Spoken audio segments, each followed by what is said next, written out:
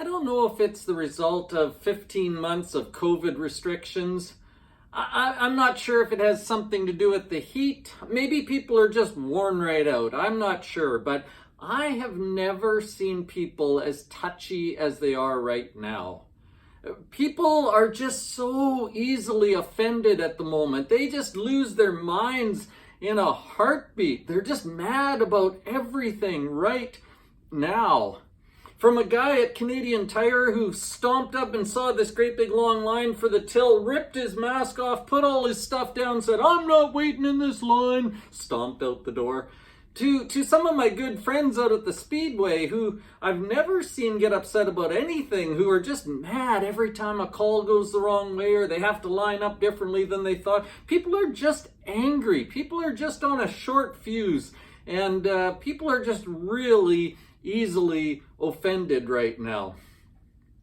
Now, some of that is justified. Things should offend you. Things that are really, really wrong should make you mad. After all, Jesus got mad, right? If you think about the Bible, you can think about times Jesus got mad. There's that time he went to the temple and flipped the tables over and said they shouldn't be selling things and doing business in the temple. There was the time he told his good friend Peter that he was acting like Satan.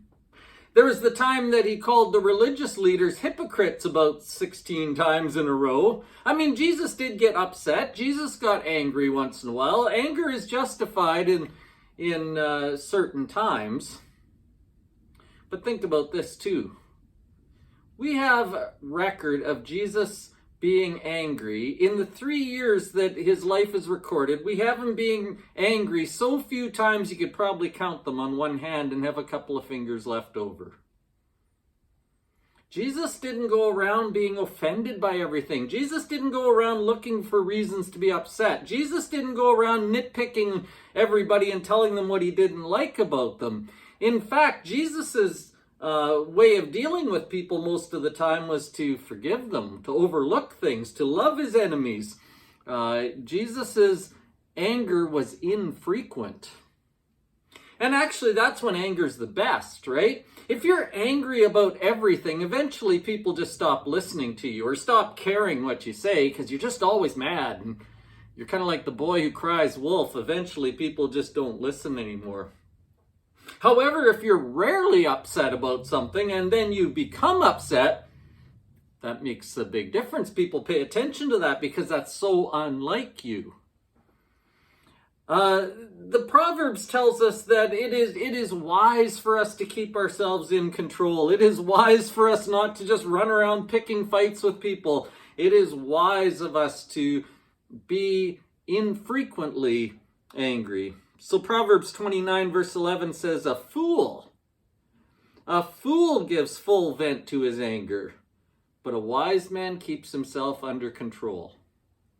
A fool gives full vent to his anger. A wise man keeps himself under control. Life is hard right now. I mean, people are worn out. People are tired of restrictions. People are looking for things to get back to normal and actually are even scared about going back to things that are normal. We're in a weird time right now. So could we cut each other some slack? Could you give those around you a break? Maybe they're not on their best behavior at the moment. Maybe they're not on top of their game. You likely aren't either. You probably need the same grace.